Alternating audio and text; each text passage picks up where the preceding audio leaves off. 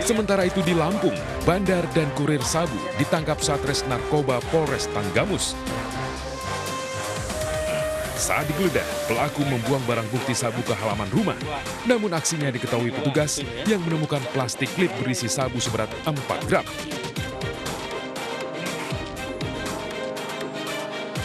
Dari 2 tersangka, polisi menyita 30 plastik klip sabu siap edar seberat bruto 6,38 gram. Satres Narkoba Polres Tanggamus mengamankan 4 tersangka pengedar dan penyalahguna sabu di Kecamatan Talang Padang, Gunung Ngalip, dan Pugu, Jumat tanggal 5 Agustus tahun 2022. Satu di antaranya mengaku berprofesi PNS. Keempat tersangka diduga sering bertransaksi sekaligus pesta sabu.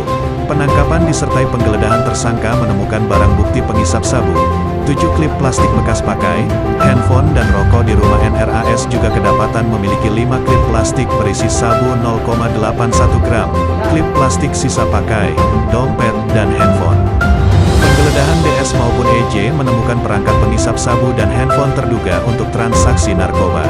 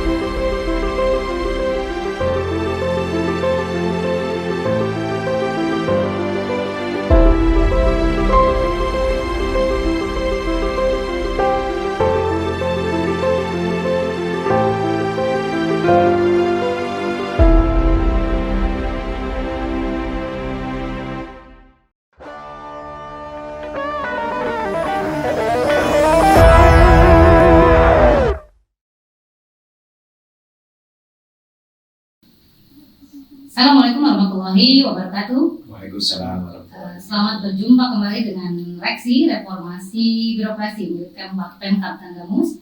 Hari ini kita ada tamu kita yang keren-keren, tentunya dari mana Mas? Dari BNN Kabupaten. Dari BNN Kabupaten Tanggamus. Ada Mas Adi, ada Mas Erwin. Jadi kami tentunya masyarakat Tanggamus ingin mendengar nih keberadaan Badan Narkotika Nasional Kabupaten Tanggamus yang konon wilayahnya meliputi zona berapa kabupaten, berapa luas nih wilayahnya? 4 kabupaten. 4 kabupaten. Kabupaten mana aja Mas? Kabupaten Pringsewu, Pringsewu, Tanggamus sendiri, Tanggamus, Pesisir Barat, Pesisir dan Lampung Barat. Dan Lampung Barat. 4 ya? 4 kabupaten yang luasnya luar biasa. Kami juga ingin tahu tentunya bagaimana sih proses peran, kemudian struktur kelembagaan dan program kerja yang dilaksanakan BNN Kabupaten Tanggamus. Silakan Mas Adi. Baik, kalau untuk program kerja dan struktur kelembagaan dari BNNK Tanggamus itu sendiri, kami memiliki beberapa bidang. Yang pertama itu bidang pencegahan dan pemberdayaan masyarakat, yang kedua bidang rehabilitasi, ketiga bidang pemberantasan, dan yang keempat bidang sebab umum bagi umum. 4 ya? Iya. Sekarang kepalanya siapa? Bapak AKBP Abdul Haris bin Sulangi SOSMH. Tentunya salam dari kami untuk beliau. Semangat untuk selalu melaksanakan penanggulangan pencegahan narkoba bagi masyarakat Kabupaten Tanggamus. Ini Mas Adi sendiri dan Mas Erwin di BNN di bidang apa? Kalau saya sendiri di bidang, betul saat ini saya diberi amanah oleh pimpinan menjadi subkoordinator di bidang pencegahan dan pemberdayaan masyarakat Kabupaten Tanggamus. Pencegahan dan pemberdayaan masyarakat. Siap. Itu tentunya satu hal yang sangat terkait ya, dua bidang itu. Siap. Karena ini adalah merupakan hal yang urgent, hal yang prioritas bagi masyarakat Tanggamus tentunya. Bahkan kita mendengar kalau narkoba itu kalau zaman dulu kita dengar bahaya laten gitu ya. Artinya kalau sekarang apa tuh kemarin bahasa keren itu? Narkoba itu apa ya? Kalau pengertian dari Undang-Undang 35 itu sendiri, dasar dari kami adalah Undang-Undang 35 tahun 2009 tentang narkotika. Narkoba itu adalah salah satu zat baik alami maupun non alami, sintetis maupun semi sintetis, yang akibatnya itu bisa mengakibatkan sangat bahaya sekali dampaknya bagi kesehatan dan tubuh kita. Tapi kemudian jadi malah terkenal karena dicari orang, malah dinikmati, kemudian bahkan dia datang jadi sumber pendapatan yang luar biasa ya. Dan itu kemudian menjadi induk dari kejahatan-kejahatan lainnya gitu ya. Ketika sudah menyentuh narkoba. Oleh karena itu BNN ada di sini seperti itu. Kira-kira kami boleh tahu nih bagaimana program dan langkah dari BNN itu sendiri terkait dengan penyalahgunaan narkotika di masyarakat ya. Baik, kalau untuk terkait penyalahgunaan dan upaya kami dalam melakukan pencegahan, khususnya di bidang kami bagi pencegahan dan pencegahan masyarakat, di bidang kami ada beberapa program, yaitu termasuk salah satunya Desa Bersinar, yaitu Desa Bersih Narkoba yang beberapa waktu yang lalu sudah kita lakukan perencanaannya yang dihadiri oleh Ibu Bupati Kabupaten Tanggamus dan Forkopimda. Selanjutnya kita juga yang sedang berproses ini ada program kita yaitu menjadikan Kabupaten Tanggamus ini menjadi kabupaten yang tanggap akan ancaman bahaya narkoba. Salah satu program kegiatan kami yaitu bersinergisitas dalam mewujudkan Kabupaten Tanggamus tanggap ancaman narkoba tersebut, bersinergi dengan beberapa stakeholder. Yang pertama, baik di lingkungan pendidikan, di instansi pemerintah, lingkungan swasta, maupun dengan aparat penegak hukum. Dan kegiatan tersebut sudah terlaksanakan, mudah-mudahan bisa menghasilkan sinergi dan persepsi yang sama dalam bagaimana kita mencegah bahaya penggunaan narkotika. Baik, pencegahan dan pemberdayaan masyarakat tadi sudah disampaikan ya. Seluruh elemen masyarakat, sekolah, PMK, kampus, kantor, sehingga diharapkan tadi ada satu program BNN yang secara nasional yaitu Bersinar. Awali dari desa, kalau kita Pokon, Pokon namanya Tanggamus, bersih dari narkoba. Tentunya menjadi satu cita-cita bersama. Bagaimana satu kantor bisa bersih dari narkoba, bagaimana kemudian kampus sebagai tempat penggodokan generasi muda kita menjadi bersih dari narkoba. Yang tentunya BNN nggak bisa dong kerja sendiri ya. Iya betul sekali. Jadi tadi konsepnya ingin bagaimana memberdayakan seluruh elemen masyarakat itu agar berkolaborasi dan bersinergi yang baik. Ini terima kasih sekali sudah hadir di sini karena kita ingin menggali penasaran nih bagaimana narkotika itu sudah menggerogoti masyarakat kita, bahkan konon kabarnya tidak hanya di kota-kota besar tapi sudah ke pelosok. Betul sekali. Jadi hampir kita lihat sekarang, mungkin bahkan bukan hanya di Tanggamus tapi sampai ke Indonesia, seluruh Indonesia, hampir ke seluruh pelosok itu kita lihat tidak ada satu desa yang tidak terpapar oleh. Tidak ada yang zero ya Mas? Iya, tidak ada yang tidak terpapar oleh narkoba ini. Kita tidak mengatakan di suatu desa atau satu daerah ada pengedar atau pembangkang, tapi paling tidak rata-rata desa-desa sampai pelosok itu sudah ada yang terpapar, walaupun itu hanya sekedar coba pakai. Coba pakai. Dan itu karakter anak muda biasanya ya? Coba-coba. Anak muda ya, coba pakai. Udah nggak mikirin bagaimana akibatnya, bagaimana efeknya, coba-coba deh ini hal baru gitu. Ya, kalau yang sudah ada tantangan dari kawannya. Itu yang paling bahaya kalau misalnya pada saat coba pakai ini tertarik dan keterusan, itu berbahaya.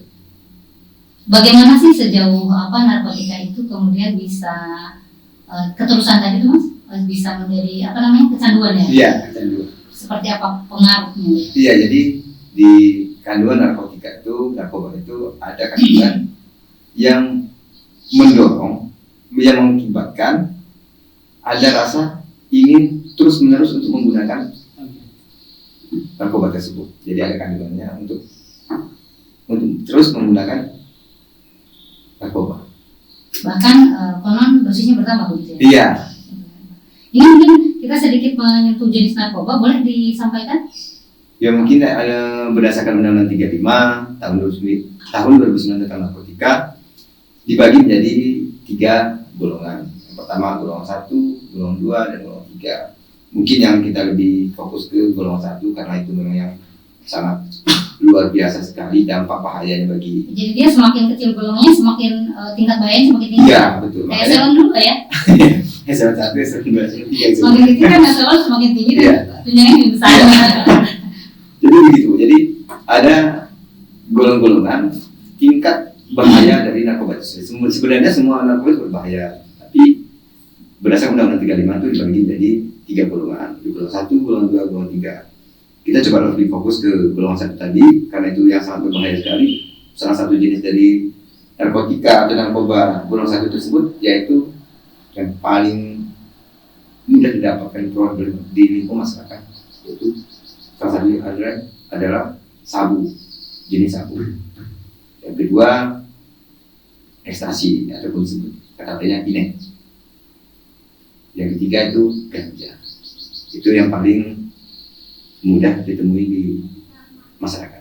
Ya.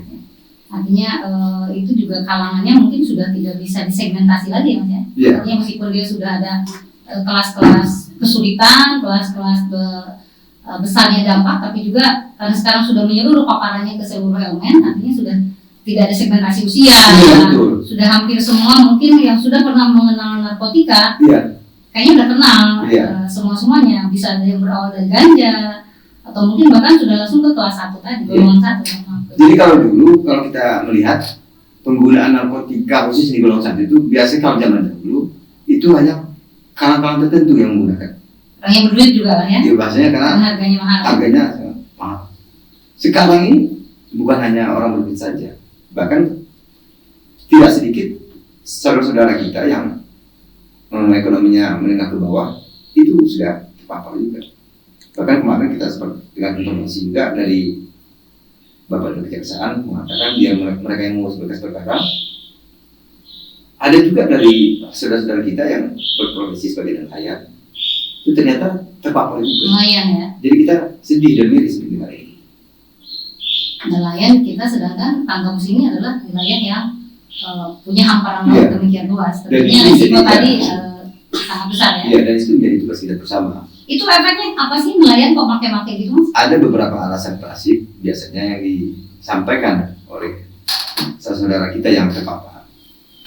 Yang alasan klasik yang pertama itu adalah pembenaran mereka, yaitu mereka menganggap narkoba itu bisa mendukung aktivitas mereka. Menggenjot kinerja ya? Ya, jadi mereka merasa lebih energi. Bagi yang lainnya juga mereka tidak lapar, tidak merasa ngantuk, melek terus, tidak ngantuk. Jadi ada beberapa alasan yang menjadikan mereka menggunakan narkotika itu. Biasanya banyaknya apa kalau di kalangan lain itu? Kebanyakan sabu. Sabu ya. Jadi efeknya tadi ya. Karena mereka alasan mereka tadi membutuhkan energi, mereka harus fokus, bekerja siang dan malam, mereka membutuhkan itu. Padahal itu tidak dibenarkan. Karena sangat mengganggu dan rusak. Justru itu sangat membahayakan. Iya betul. Pada saat karena efek samping dari narkoba tersebut adalah salah satunya adalah halusinogen. Pada saat dia efek tersebut muncul seperti halusinogen tadi, dia justru akan hilang konsentrasinya. Betul. Dan sedangkan medannya di tengah laut lepas itu ya. Justru bukan buat kebaikan atau mendukung pekerjaan, justru bisa membahayakan. Sebetulnya mereka ketika memakai itu terdorong dan dengan pembenaran tadi kata Pak Arif, memakainya itu tahu nggak sih efek-efeknya? Rata-rata yang mungkin orang-orang yang tadi ya, mohon maaf bukan menengah ke atas, tapi memang menggunakan dengan pembenaran untuk mendongkrak kinerjanya karena begadang, karena harus melek dan sebagainya. Tahu nggak efeknya gitu sebetulnya? Sebetulnya kalau sekarang di zaman sekarang ini terkait efek-efek dari narkotika bahkan sanksinya pun saya rasa harusnya sudah tahu ya. Yang melihat semua zaman sekarang ini. Tapi tetap karena tadi ya, keinginan untuk tetap memakai, bahkan peningkatan keinginan itu sendiri yang disampaikan kecanduan tadi tidak bisa canduan pembenaran yang lain. Nah ini saya pengen tanya Mas Erwin sedikit melangkah ke rehabilitasi ya. Iya. Yang sudah sejauh mana sih sebetulnya orang yang terpapar itu masih bisa direhab? Sebenarnya kalau misalkan di rehabilitasi itu kita lihat tingkat kayak pemakaiannya. Kalau dia semakin besar pemakaiannya, nanti kita kan ada rehabilitasi rawat jalan dan rawat inap. Nanti kita lihat bagaimana si kondisi klien dengan tingkat keparahannya. Nanti kita lakukan asesmen. Ketika dia penyalahgunaannya itu melebihi, kayak misalkan ada 1 minggu atau 1 hari lah, 1 hari bisa 1-2 kali, bahkan bisa misalkan per hari itu dia memakai narkotika itu jenis sabu dibarengi dengan ekstasi misal. Karena udah nggak mempan satu ya. Nggak mempan. Biasanya kalau misalkan penggunaan itu berbarengan, makanya dia kayak gimana ya, satu racunnya udah luar biasa berarti ya. Satu kurang, nah pingin nambah nih, apa nih? Pingin dampak yang dihasilkan dari sini apa? Nanti ketika dia terus menerus kayak penyalahgunaannya terus menerus, nanti dosisnya terus naik. Bahkan tadi ada di mix gitu ya, Nah, kayaknya. nanti kita kalau misalkan ini kita asesmen, kalau misalkan di penggunaannya berat kayak itu, biasanya kita lakukan rawat inap di lokal rehabilitasi kalian. Oh begitu. Jadi di Lampung yang lokasi rawat inap yang memadai kalian nggak? Siap. Di instansinya apa? Sebenarnya punya BNN juga. Oh, punya BNN. Siap. Bukan rumah sakit itu ya? Bukan. Namanya apa tadi? Lokal rehabilitasi kalian. Lokal ya, milik Lokal rehabilitasi. Rehabilitasi milik BNN. Dan itu di Lampung di kalian. yang lebih ini gratis. Gratis Ya. ya. Jadi Rehabilitasi jangan takut bagi kawan-kawan yang mungkin sudah terpapar, kemudian dan tentunya harus punya keinginan untuk kembali bersih. Iya. Bahwa BNN punya fasilitas gratis untuk rehabilitasi Jadi sampai sembuh ya Mas ya? Ini saya tambahkan, ketika momok yang di masyarakat kan, ketika lapor di BNN, nanti takutnya penyalahguna itu datanya sudah masuk BNN, terus Proses, ya. nanti takutnya kan diproses hukum gitu. Sebenarnya kalau misalkan kita penyalahguna narkotika pengen direhabilitasi, sebenarnya kita tidak ada proses hukum bagi penyalahguna narkotika. Gitu ya. Ya. Jadi Tidak BNN dipidana. kooperatif dengan orang, kawan-kawan, masyarakat yang ingin sembuh. Sebenarnya kalau misalkan ini, kalau bisa malah melaporkan diri ke BNN.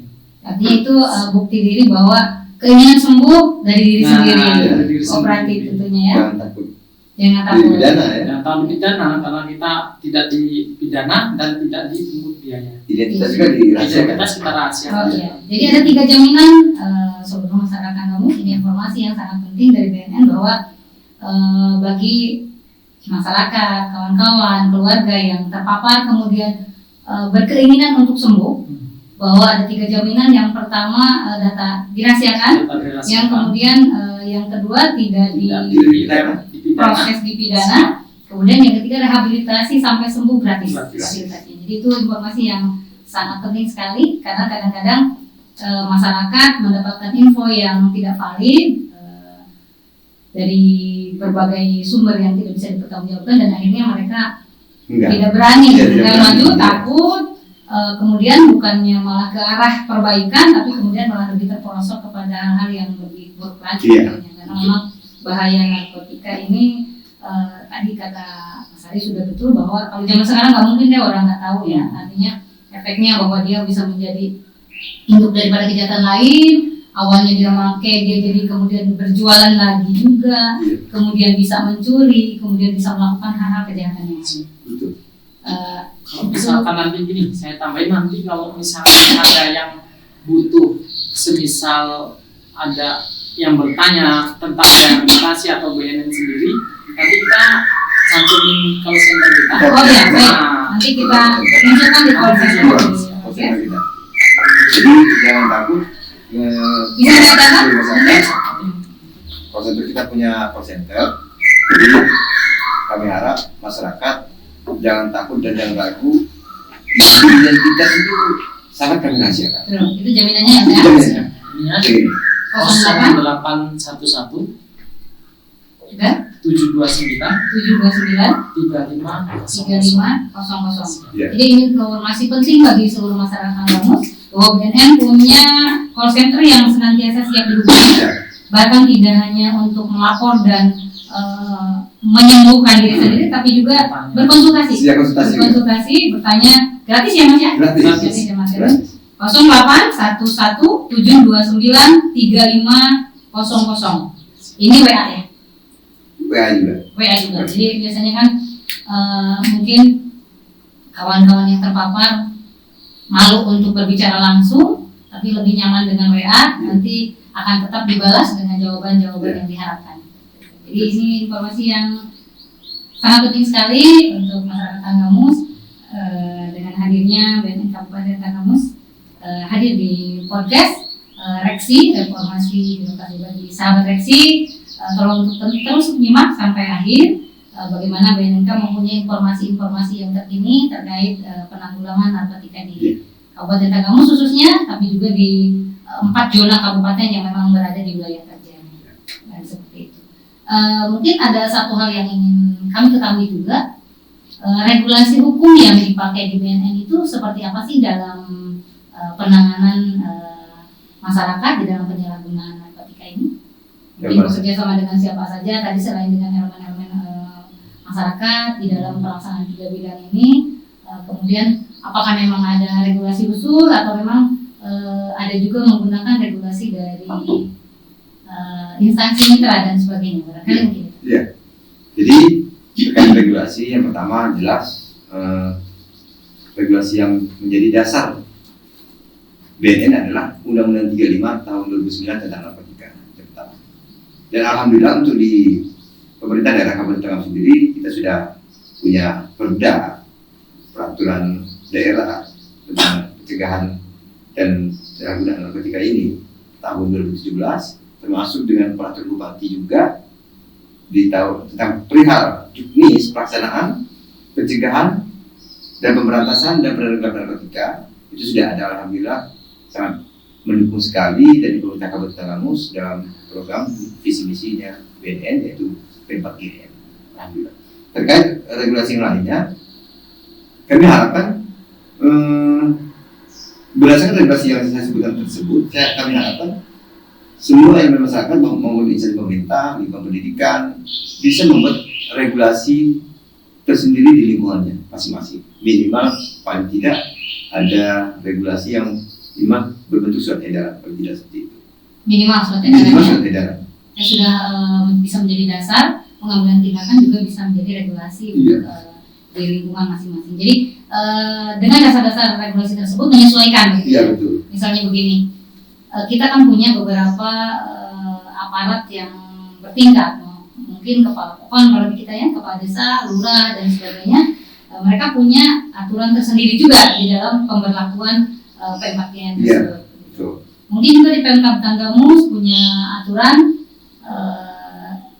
Ini saya kalau tahu nih berhenti ya kalau non ASN ya, kalau nggak salah ya, ketika ditemukan terpapar, kemudian informasinya kalau bagi ASN dia tidak akan mendapatkan surat keterangan tidak pernah diberikan hukuman sipil. Itu juga berlaku untuk semuanya sampai kalau tidak salah ketika tidak mendapatkan itu tidak bisa mutasi, tidak bisa promosi.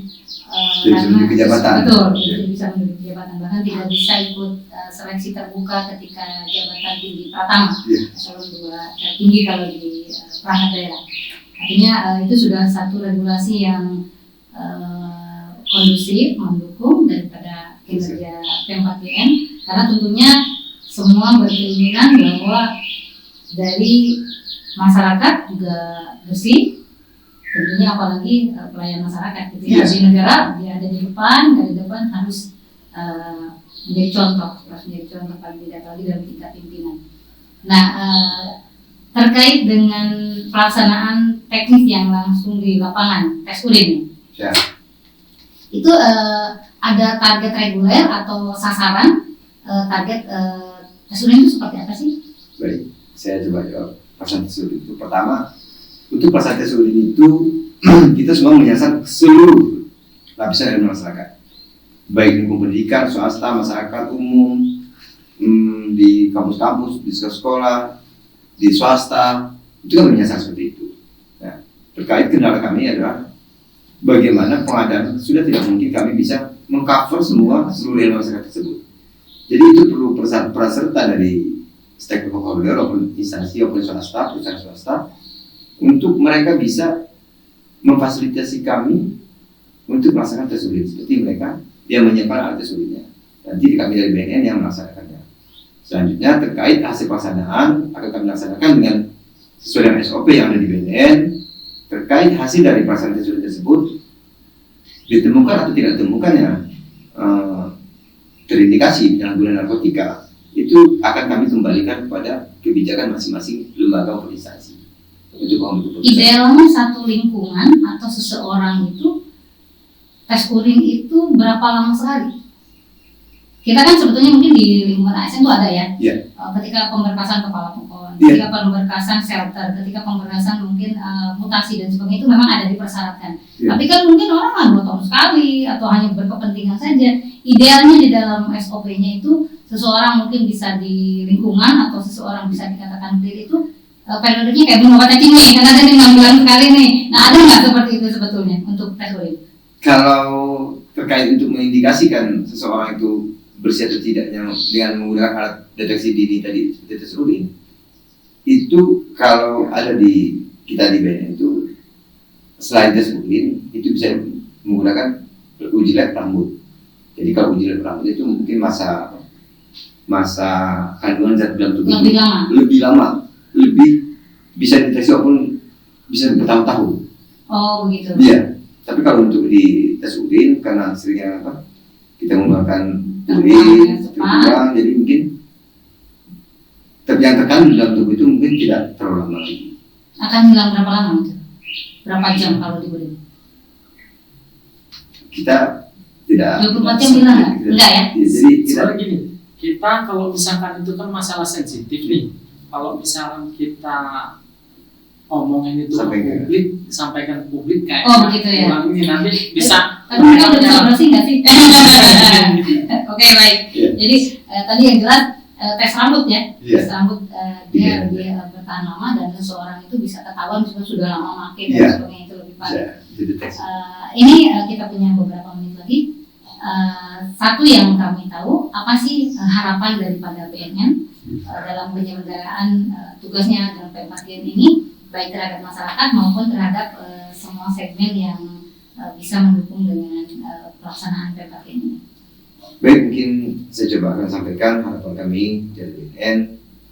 Yang pertama, bagaimana terkait penyalahgunaan peredaran gelap narkotika ini bukan tanggung jawabnya BNN sendiri, tapi ini tanggung jawab kita semua.